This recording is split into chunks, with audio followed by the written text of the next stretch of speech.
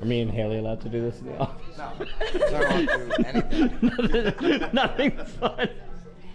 No lunch, work.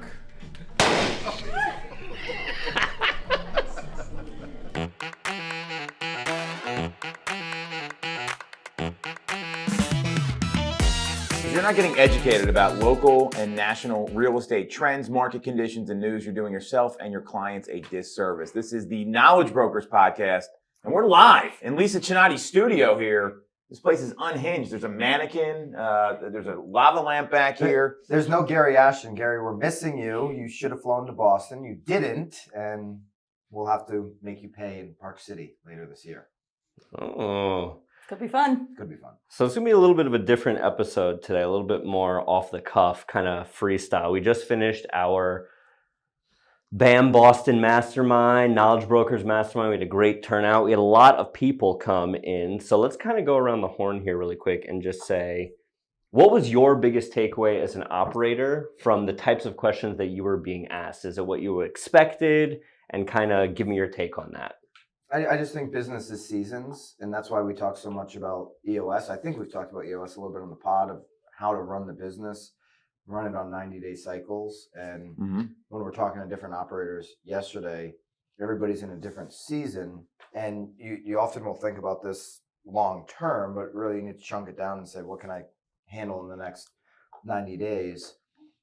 That's how we run our business, all of us. And it's a lot easier to get through those seasons when you think about it in that way. Yeah, and for me, it was really fun to remember back to the beginning when we were building and thinking about the challenges and the struggles, and also reflecting back on how far we've all come in our businesses, and thinking about the things that we took risks on. Some of us took more risks than others. Sure. But thinking about those risks, scarred for life. And which ones paid off and which risks were the ones that were the wrong risks, and kind of really being able to reflect on that and share about it and kind of think about how it all got us here. That was really fun for me. Yeah. I always like reflecting because there's a lot to learn from what's happened in the past. And the big takeaway I saw is that you got to know where you're going. If you don't have a clear path, and this is a problem in real estate, is that most people don't have a plan. They don't know what they're trying to do. Knowing your goals, walking around this office and seeing the vision on the wall, or, hey, here's where we're trying to go, and being able to explain that to 100 people, 50 people, 70 people, 20 people, 5 people. I mean, that's where a lot of these folks are trying to grow. It's really important. And lunch is for losers, Byron. Do you know anyone that goes at any highly productive person? All right, let's break this down. First of all, I'll say 2 things about what Tom just said. If you ever get a chance to come to Lisa's office in her headquarters, just outside of Boston, do it. It's incredible space, and Lisa's built a really, I've been here before, but Lisa's built a really incredible business and environment and culture. The second thing, lunch is for losers. I agree. Well, Tom, was the quote of the day. Lunch is for losers. It's a mindset more than really, if you have lunch and that's part of your... I eat lunch every day, for the record. Daily routine. We all eat lunch. It's fine having lunch. There's no problem having lunch. But if your day is consumed figuring out what to have for lunch, or spending an hour and a half at lunch, or what to do after, or a liquid lunch, your whole day becomes lunch. Easy to do liquid lunch in this city, but yes. You go to Abe's and Louie's, you'll be able to do it there for sure. But I don't know if they're even open for lunch. They're definitely open for happy hour. I'd imagine they're open for lunch. I would. Lunch becomes this thing. Agents get in the office talking about lunch. They spend their whole morning figuring out lunch. Then they go to lunch, and then you're zapped for the rest of the day because you had this big lunch. So lunch is definitely for losers. People are going to rip you apart on your lunch take like they did with your business card take. I have a feeling it's going to be the same. Well, rip me apart for... the same vibe. Well, because Byron, we where can have this came networking from, though, lunches. where this came from is networking Byron's lunch. talking about things he does with his team. 2 hours and, with one person. It's crazy. Someone, I think the question was, you do this quarterly dinner for your top people, right? Dinner's professional. Dinner is intimate. I think it's a little more of an event. Dinner's something I look forward to all the time, whether I'm sitting down with my family, with friends, whatever. Lunch is it's a jerk-off session. It's you invite me to lunch. I don't want to go to lunch. It's a way of blowing up my whole day. You invite me to dinner. That's a nice compliment. You want to spend some real intimate time with me. I agree. End of the day, unwind. I mean, I don't know if I can say Dinners that for on YouTube, winners but that's and what lunches for are. losers. Dinners for winners and lunches for Yeah, losers. dinners for winners. I agree with that. Hey, there you go. Tom, he's a freaking quote machine. Can't. But it's Jill, if we can get that on mugs quick for next Yeah. week's episode. it is a big difference. I mean, you know, when someone invites you to dinner, it's like, all right, like this is cool, like this is gonna be Absolutely. fun. You get to know somebody. When you're on to lunch, it's like, I'm like, I got so many other things to do. I'm like, I want to go to appointments afterwards. You're right about the food intake It's a as well. nuisance. Like people like they eat these like you get like a foot long hoagie, Okay, right? I'm they're just, I'm like, interrupting sweeping under the desk. this and saying what I will share about this whole Lisa takes conversation people to lunch, so she's and offended. pull it back to business is one of the reasons that this was a really great conversation that went on as long as it did is because before we started the event yesterday, the three of us were brainstorming and chatting, and Byron shared about how This is he pretty good. has these celebratory dinners where he invites folks Yep. from his team to have dinner with him based upon achievements and milestones. Quarterly. And I said, that's a brilliant idea. And I tossed it as an issue on our leadership L10 to discuss in the meeting. And I think, you know, the tying it all back, I think the really cool thing is as much as we all talk and text, right, which is like, let's be real, Regularly. it's daily. That was a takeaway that I wouldn't have gotten if you and I weren't standing face to face and having that conversation. And it's something that we'll implement into the business. I think it was action item out where somebody already owns it to make that start to happen for us. And so I'm going to tie it back into like the power of doing these things where you're face to face with people, not over lunch apparently, but where you're face to face with people and being able to just like really openly mind share and figure out what are you doing and what are you doing that I can pull back into my own business. And I enjoy, you know, for me to be able to spend time with, for us, people in that quarter that really outperformed, I enjoy doing the dinner. So it's going to be, you know, it's going to be really valuable for everybody. That it's going to be a good conversation as opposed to trying to fake something I don't want to be at. You know, there's a lot of different ways you can spend time together. If you spend time the way, I guess, that you enjoy doing it, that's fair. Then you'll do it. That's for me. Some people like to go bowling or other things. I'm not a bowler, so. Yeah, we've done like masterminds and stuff, and sometimes you need to make it a little more about the actual talking to somebody, not, hey, we're going to educate you, we're going to bring a speaker in. Like it's, you know, can't be all business all the time. So that is a good takeaway. The other thing I got was we got to see Lisa's L10 meeting. We got to see her staff, and I've been here before. And what I was clear on is you have everyone going in the same direction, which is very difficult to do. And the value of having an agenda, your integrator that you had here, first time I got to meet him. And I love how he set up the meeting. We start on time, we end on time. Like there's clear expectations. Like this is important stuff for business when you're working with other people in your organization, you're working with agents, doesn't matter, whatever business you're running. It could be Abe and Louis. You could be running that. Hey, we're starting this meeting on time, we're ending on time, right? But great establishment here. The point is, we're going to add them to the sponsor roster for next week's episode. Abe and Louis. But the point is, like, seeing everyone going in the same direction, there was no drama, there's no BS. It's like, hey, here's the issue. You talked about it, you worked through it.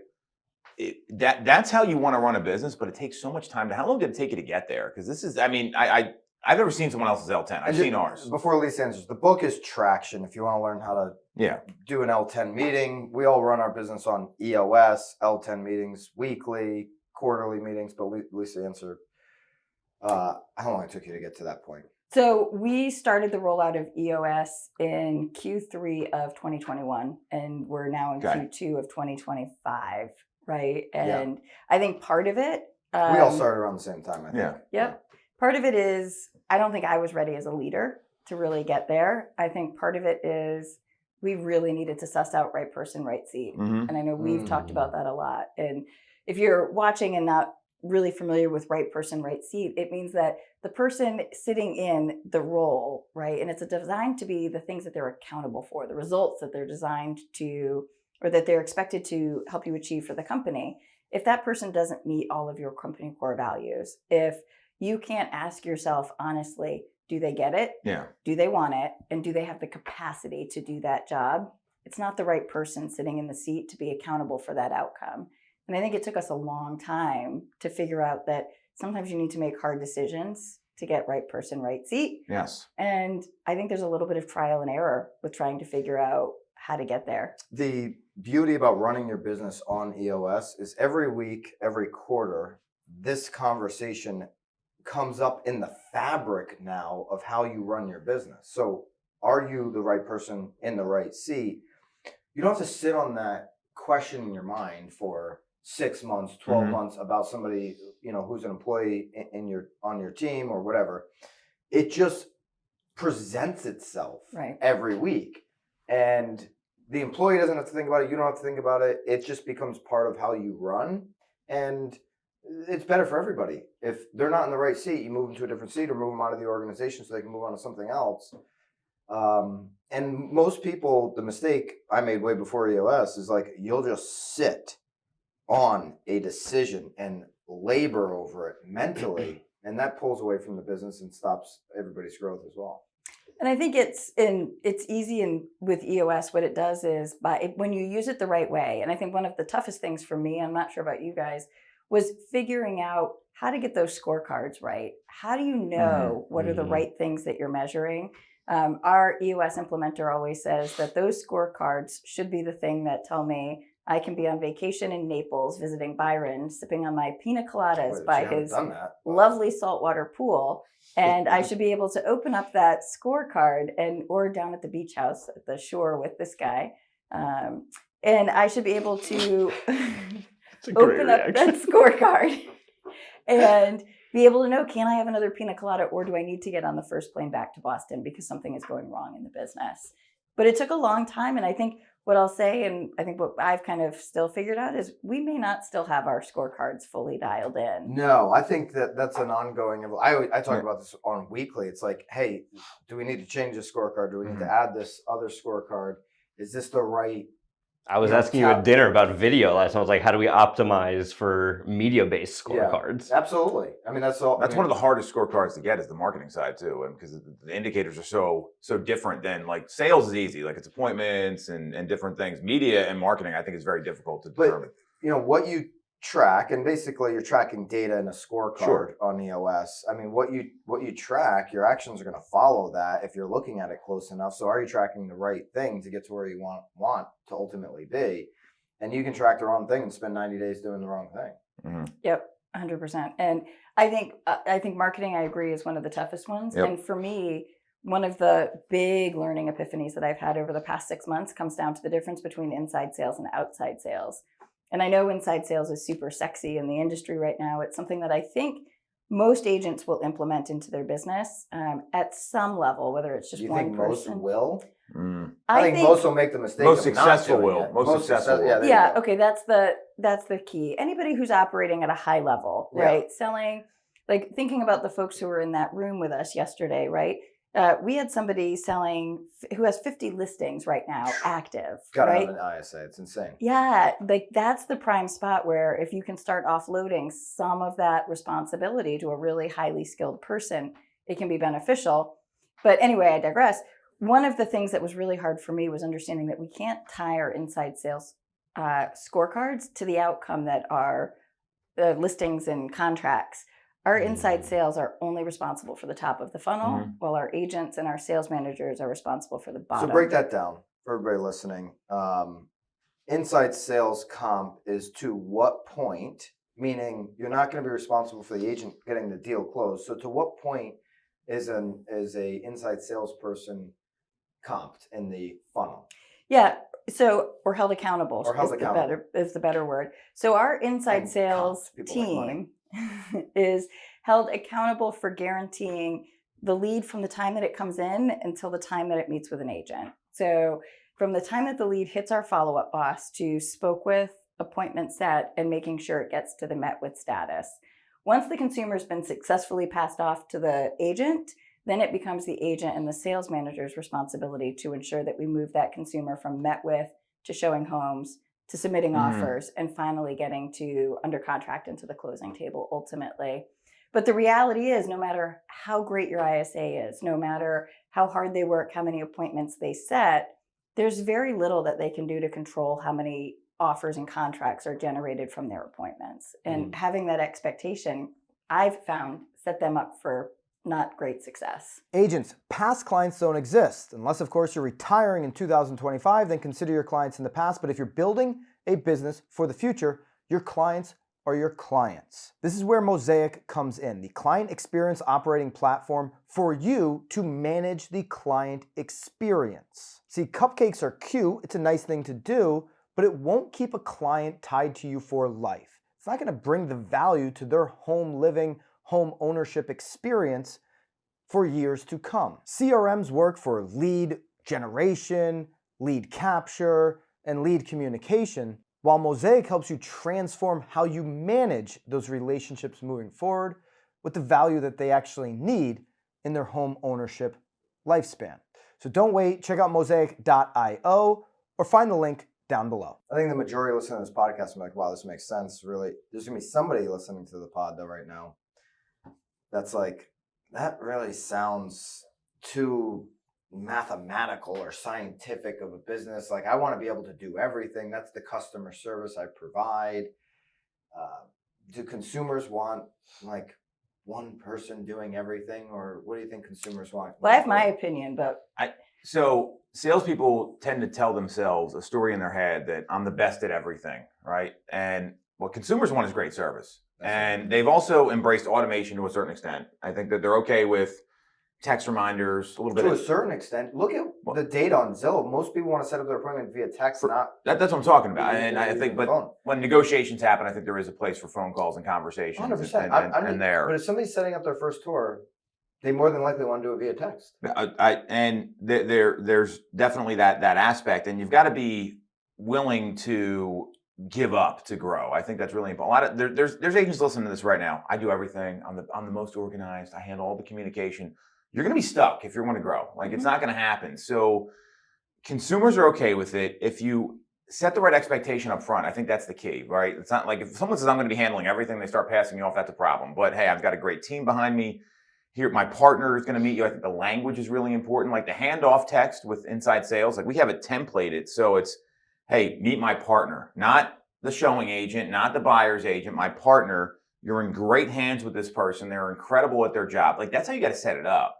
And when you do that, you're going to win. And people are okay with that because the agent shouldn't be the one setting the appointment at 8:30 at night, right? Like there's so many different aspects of like the timing of this. And look, when most inbound inquiries come in, it's nights and weekends, right? Well, that usually a good agent's out on appointments then. So I'm a big believer that that's how you got to build an organization if you want to scale. Everyone's got a job. And just going back to the consumer, what consumers want is when they make a phone call or send a text, a response. Yes. Every time. Not like some of the time, I don't want. Who wants to leave a message? I don't leave people voice messages. And when people leave me a voice message, I get highly irritated. I should have picked up the phone. But if you're calling a business and not somebody's personal phone. Lunch voicemail. Lunch and voicemails. I think voicemails every time. Lunch and voicemail. Loser category. If they know, if I'm calling you guys, I don't. But if I'm calling a consumer, I always leave a voicemail. Yeah. A professional call. My point is, if you're calling a business, you don't expect to get an answering machine. You expect to get a person to pick up the phone. Or a timely return call. And everybody's business it's a business. Even if you're a solo agent, you're a business. The phone should be picked up. And so building systems and infrastructure around that. I agree. And I think the other part to answer where this all kind of started is consumers want a response when we say we're going to do it, right? And the reality is, to your point and your point, a really good agent is out meeting with consumers. They're out doing showings. And, the wrap up to that opening with most consumers who've requested a tour is, let me get working on this. I'm going to give you a call back in 30 minutes and update you on where things stand. And most agents are, if they're grabbing those calls, they're often in their car, they're running between showings. They forget, or they, get pulled into that appointment that lasts a little bit longer than they thought, and they haven't even been able to get started on getting the information back. So a great follow-up and setting expectations and that handoff is absolutely critical. But then also having the agent being able to say, like, hey, when you get that text from the inside sales member making the introduction, there is still a cadence of follow-up that needs to happen from the agent directly to the consumer. Yeah. Once you have a working relationship with the consumer, they're going to have your personal number. Right. And there's going to be calls that are not picked up 100% of the time. Correct. You're already in working state. I'm talking about, hey, you're making an initial call into inquiry. Same page. Yeah, it's the interview, right? Like, yes. And that's the kicker, is that initial call is the interview, right? Like, we know, I think the stat is actually, despite all the changes that have shaken out with NAR and whatever, I'm going to guess that the stat remains fairly consistent, that the vast majority of consumers will work with the first agent that they really... It's over 70%. Yeah. It was before August. Is it? Still is, yeah. Okay. So, I mean, that's a really legitimate point, that if that interview is starting at that first phone call, you need to be prepared, whether it's you, a teammate, an inside sales member, whoever it is, you need to have a way to slay that interview, whatever you're doing. Yeah, I couldn't agree more.